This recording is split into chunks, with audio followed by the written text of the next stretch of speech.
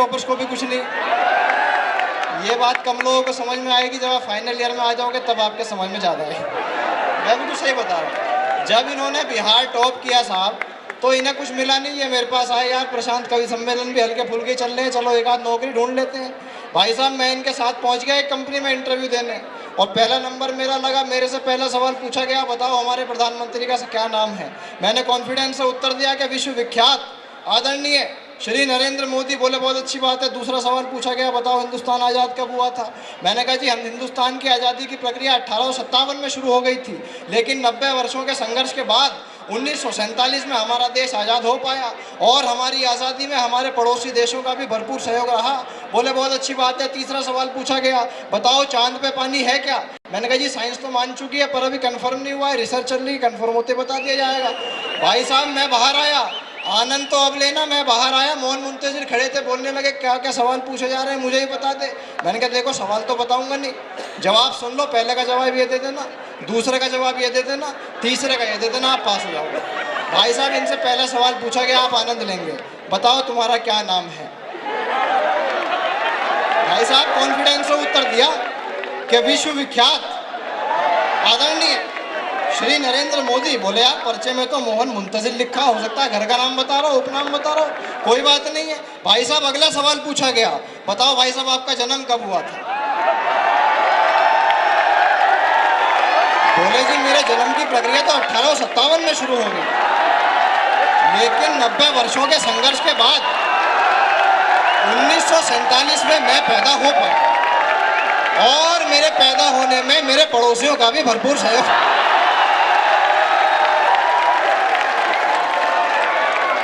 बोले यार तुम क्या उल्टे सीधे जवाब दे रहे हो, तुम पागल तो नहीं हो गए। बोले जी साइंस तो मान चुकी है, कंफर्म होते। अच्छा मैं सही बता रहा हूँ आपको, इनके जवाबों से आपको पता चल गया होगा इन्होंने पढ़ाई लिखाई कैसे की है। मैं सही बता रहा हूँ, जब इनका बचपन में रिजल्ट आता था, अपने पिताजी को बताते नहीं थे भाई साहब, हर बार झूठ बोल देते कि जैसे हम बोलते हैं अभी रिजल्ट नहीं आया। अब भाई साहब एक बार पिताजी को कहीं से पता लग गया, पट्टा मेरे से झूठ बोल देता है। उन्होंने एक झूठ पकड़ने की मशीन अपने घर में ला के रख ली, इनको सामने खड़ा किया, सवाल पूछा, भाई रिजल्ट आया। इन्होंने हर बार की तरह नाम से रिलाया, बोले जी अभी नहीं आया। मशीन इनकी तरफ घूम गई, इशारा कर दिया, पिताजी समझ गए अगला झूठ बोल रहा है।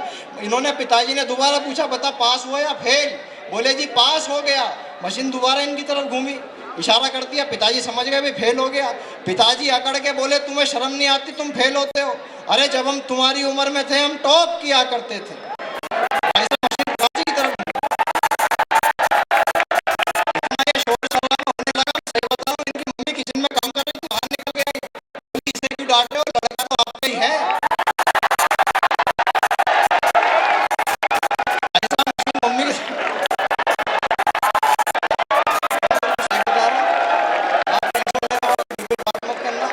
आइए मैं अगले कवि की ओर बढ़ता हूँ। और रोहित भाई आपकी यहाँ बैठी है, बहुत बहुत बधाई देता हूँ आपको। आपने जितना आपने मेहनत की है इस कार्यक्रम को सजाने के लिए, एक बार मैं चाहता हूँ जितने भी लोग हैं हमारी ऑर्गेनाइजिंग कमेटी के लिए एक बार जोरदार तालियां जितनी आप बजा सकते हैं बजाएं। मित्रों बहुत मेहनत लगती है एक कार्यक्रम को सजाने के लिए, और ये तो 3 घंटे का नहीं, ये 3 दिन का कार्यक्रम है। आप समझ सकते हैं कितनी मेहनत लगी होगी। अजय सर कहाँ हैं यार, एक बार उनको भी दिखाओ। चलो उनके बारे में बाद में बताऊंगा। आइए मित्रों मैं अगले कवि की ओर आपको लेकर के चलता हूँ। अगला कवि मित्रों राष्ट्र चेतना का कवि है। देशभक्ति की बात, इस मिट्टी की बात आपके बीच में करेंगे। हिंदुस्तान के एक बड़े देशभक्ति के कवि श्रीकांत शर्मा हमारे बीच में है, देहरादून से हमारे बीच में आते हैं। मैं 4 पंक्तियां रखता हूं, और इस बार जो बड़ी कुर्सियों पे आगे फैकल्टी मेंबर्स बैठे हैं, सर आपकी तालियां चाहूंगा इन 4 पंक्तियों पे। कि झड़कते हैं सुबह शाम जो माँ बाप को अपने, कहीं आलोक बेजान लिखते हैं कि झड़कते हैं सुबह शाम जो माँ बाप को अपने, वो जाके मंदिरों में पत्थरों से गिड़गिड़ाते हैं और किसी नंगे बदन को एक कत्तर तक नहीं देते। अजीब लोग हैं दरगाह पे चद्दर चढ़ाते हैं। एक बार जोरदार तालियां आपकी उठें।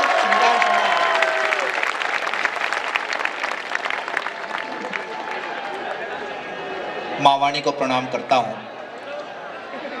MIET कॉलेज में खड़ा हूँ, एक बार जोरदार ताली अपने लिए बजा दें साहब। मैं जोड़ता हूँ 4 पंक्तियों से और देखना चाहता हूँ इस क्रांति धरा में कितनी जान बाकी है।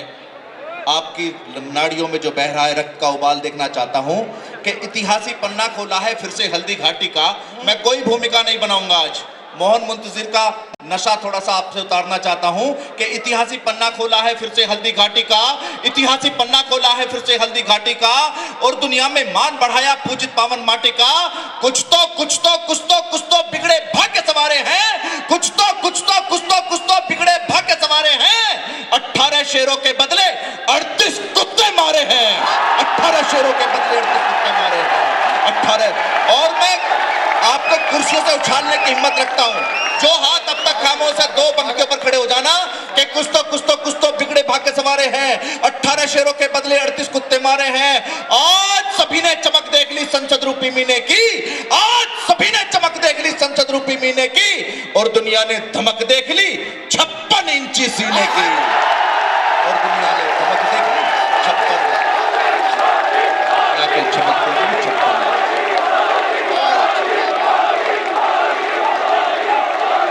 मैं देखना चाहता हूं साहब, ये वही मेरठ है जहां से 1857 का संग्राम खड़ा हुआ। मैं देखना चाहता हूं ये वही मेरठ है जो हरिओम पवार की भूमि है। मैं देखना चाहता हूं ये वही मेरठ है जहां से प्रशांत अग्रवाल आता है, जिसने इतनी कम उम्र में देश के हर बड़े मंच को साझा किया है। मैं जोड़ना चाहता हूं साहब, ये वो विद्यालय नहीं है जहां पर आप भारत मुर्दाबाद पाकिस्तान जिंदाबाद के नारे लगा सकें। यहां पर मेरे युवा नौजवान साथी बैठे हैं जो भारत माता की जय लगाते हैं। मैं उनको जवाब देना चाहता हूं, मैं उनको आपके कॉलेज के प्रांगण से जवाब देना चाहता हूं साहब। स्वागत है क्या हुआ है इस देश के अंदर? हनुमंत थप्पा मर गया साहब। हम लोगों ने फिर भी मांगा सबूत चाहिए, सर्जिकल स्ट्राइक का सबूत चाहिए इस देश के अंदर क्या हो रहा है। तब कहना चाहता हूं कि इतिहासी पन्ना खोला है फिर से हल्दी घाटी का, और दुनिया में मान बढ़ाया पूजित पावन माटी का। कुछ तो बिगड़े भाग्य सवारे हैं, 18 शेरों के बदले 38 कुत्ते मारे हैं, 18 शेरों के बदले 38 कुत्ते मारे हैं। आज सभी ने चमक देख ली संसद रूपी मीने की, और दुनिया ने धमक देख ली 56 इंची सीने की। और साहब क्या देश हुआ कि वंदे मातरम गाने पर फतवे पढ़वाए जाते हैं। इस देश के अंदर क्या हुआ साहब कि वंदे मातरम गाने पर फतवे पढ़वाए जाते हैं, जिन्ना के महिमा मंडन के गीत सुनाए जाते हैं। आज चारों ओर देख लो देश का हाल बुरा है जी। मीर जाफरो जयचंदो का कुनबा बहुत बड़ा है जी। अपने देश की धरती पर अपमान हम ही क्यों झेल रहे? आस्तीन के सांपों के संग अब तक कैसे खेल रहे? आस्तीन के सांपों के संग अब तक कैसे खेल रहे? लोगों ने कहा श्रीकांत इतना कड़वा होने की जरूरत क्या है? तब मैं कहना चाहता हूं 4 पंक्तियां कि पड़ी जो बंद सदियों से वो खिड़की कौन खोलेगा? पड़ी जो बंद सदियों से वो खिड़की कौन खोलेगा? घने भ्रम के अंधेरों में बताओ कौन डोलेगा? मेरी मां भारती के संकटों पर आज भी बोलो, अगर मैं भी नहीं बोला तो बोलो कौन बोलेगा? अगर श्री भी नहीं बोला तो बोलो कौन बोलेगा? अगर देखो फिर भूचाल उठा है धरती मां के आंगन में। आप देखना साहब, मुझे पता चल रहा है कि आप बहुत ध्यान से सुन रहे हो। एक बार आंदोलन समाप्त कर दो, यदि तालियां बजानी एक बार मिलकर बजा दो, मैं कविता प्रारंभ करना चाहता हूं साहब। देखो फिर भूचाल उठा है धरती मां के आंगन में। नौजवान साथी, आप देखना चाहते हो इस देश के विश्व में क्या जाती है? आइए आप MIET कॉलेज में, आपको पता चलेगा कितने देशभक्त लोग बैठे हैं कि देखो फिर भूचाल उठा है धरती मां के आंगन में, जाने कैसे आग लगी है भारत मां के दामन में। आज समंदर भी रोता है भारत की बर्बादी पर, हाय हिमालय भी शर्मिंदा देखो इस आजादी पर।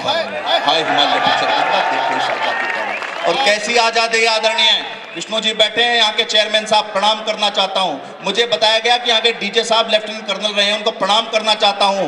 मैं जब कहना चाहता हूँ कि देखो फिर भूचाल उठा है धरती माँ के आंगन में, जाने कैसे आग लगी है भारत माँ के दामन में। आज समंदर भी रोता है भारत की बर्बादी पर, हाय हिमालय भी शर्मिंदा देखो इस आजादी पर।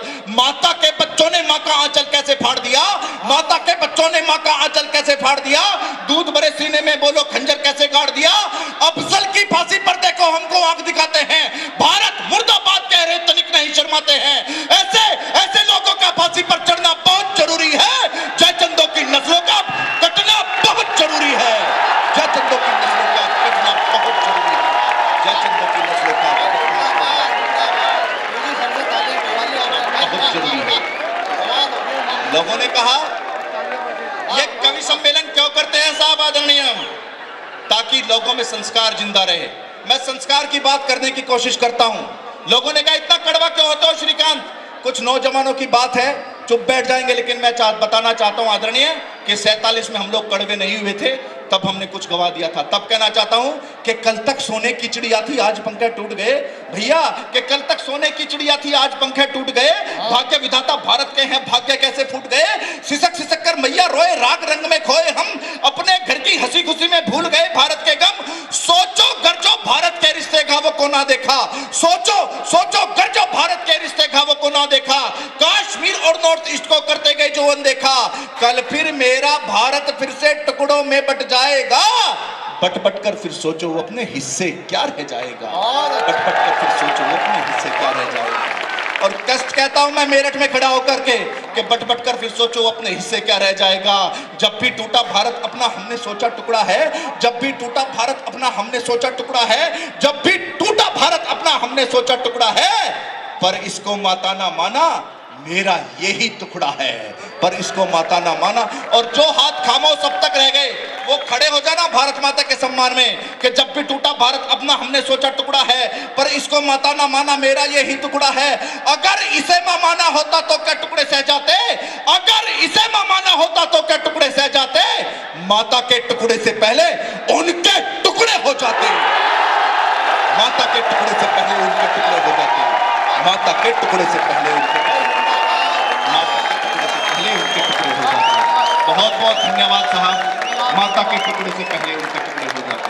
मुझे आदेश हुआ एक कविता विशेष का, मैं आपको MIT में 5 शहीदों को याद करा के जाना चाहता हूं। मैं प्रणाम करना चाहता हूं और 5 शहीदों को आज आपके कॉलेज में याद दिलाना चाहता हूं। मैं बहुत देर तक पढ़ सकता हूं, लेकिन बहुत लंबी टीम है, हमें आदरणीय भाई साहब तक जाना है।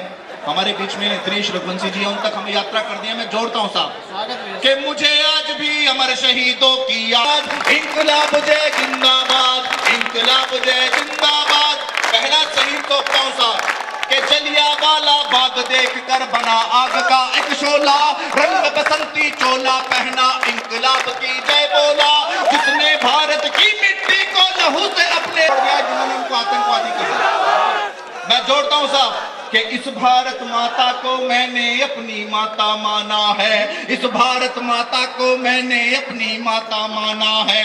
सुन ए गोरे मेरे घर में काल का आना जाना है, बांध सके जो हवा को अब तक ऐसी ना हथकड़ी बनी, चंगुल में आ जाऊं तेरे ऐसी ना कोई घड़ी बनी। मां का रक्तिम भारत, इंकलाब जय जिंदाबाद, इंकलाब जय जिंदाबाद, इंकलाब जय जिंदाबाद, इंकलाब जय जिंदाबाद। उसने सबसे पहले सन 57 को संग्राम लिखा। हमने बांट दिया है साहब शहीदों को, ये भाजपा के शहीद हैं, ये कांग्रेस के शहीद हैं। मैं जोड़ना चाहता हूं साहब, शहीदों में बंटवारा नहीं होता। तब मैं प्रणाम के साथ कह देना चाहता हूं कि जिसने सबसे पहले सन 57 को संग्राम लिखा, कण कण मंदिर इस मिट्टी का पूजित पावन धाम लिखा। देश प्रेम के बदले 2 जन्मों का कारावास मिला, तेल निकाला रस्सी बाटी छोटा सा आवास मिला।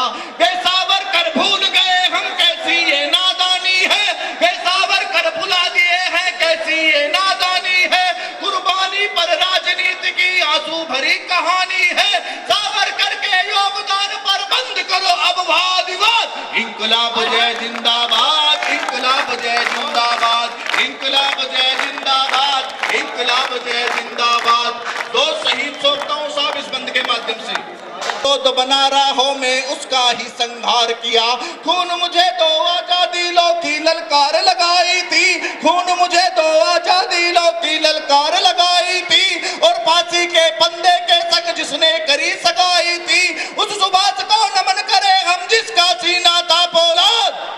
इंकलाब जय जिंदाबाद, इंकलाब जय जिंदाबाद, इंकलाब जय जिंदाबाद, इंकलाब जय जिंदाबाद। और समाहार करता हूं साहब कविता का, अंतिम बंद निवेदित करता हूं कॉलेज को। भूल जाना साहब क्या आवश्यकता इन कविताओं को पढ़ने की कि उठो देश के भक्तों वीरों दुश्मन ने ललकारा है। आज भी दोबारा से हालातों में कोई तब्दीली नहीं है साहब, वैसे ही हालात हो गए हैं, तो हमें जागना पड़ेगा। जब तक युवा नहीं जागेंगे इस देश के भाग्य का परिवर्तन नहीं हो सकता। तब कहना चाहता हूं कि उठो देश के भक्तों वीरों, दुश्मन ने ललकारा है, भारत माँ के वक्षस्थल पर चलता पुनः दुधारा है। जिन वीरों को मैंने गाया सबने प्राण गंवाए हैं, तब जाकर इस आजादी को हम वापस ला पाए हैं। लेकिन कैसी आजादी है हम सब कुछ ही भूल गए, हाँ जी कैसी आजादी है हम सब कुछ ही भूल गए। उनको कैसे भूल गए जो पल में फांसी झूल गए, उनको कैसे भूल गए जो पल में फांसी झूल गए। अब आपस में बिखर गए हम उन सब के जाने के बाद। इंकलाब जय जिंदाबाद, इंकलाब। जोरदार तालियां एक बार आनी चाहिए।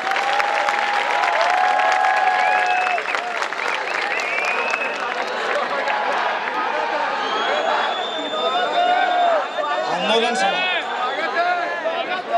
श्रीकांत जी बहुत अच्छे कवि थे, अब वो हमारे बीच नहीं रहे। मतलब कविता पढ़ के चले गए, मैं टेंशन में क्यों आ रहे हो। अब एक बार मैं चाहता हूँ पूरा सदन तालियां बजाए, बहुत अच्छी बात आप तक पहुँची। और महत्वपूर्ण बात मैं देख रहा था मंच से बैठे बैठे, हमारे चेयरमैन सर, आप इतने कविता के रसिक हैं, आपने लगातार तालियां बजाई। सर आपको प्रणाम करता हूं मैं आपकी कविता के इस प्रेम। और सर डीजी सर ने तालियां बजाई, मैं वाकई में आपका ऋणी हो गया आज। मैं सही बता रहा हूं, मेरे लिए चेयरमैन सर इसलिए बड़े नहीं है कि उन्होंने MIT नाम का एक बहुत बड़ा इंस्टीट्यूशन तैयार कर दिया। मेरे लिए चेयरमैन सर किस लिए बड़े हैं, डीजी सर इसलिए बड़े नहीं है कि वो आर्मी में एक बड़े पद पे थे।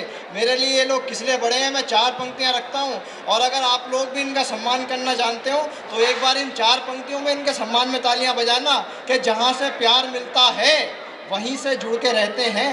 ये लोग क्यों बड़े हैं मेरे लिए कि जहां से प्यार मिलता है वहीं से जुड़ के रहते हैं।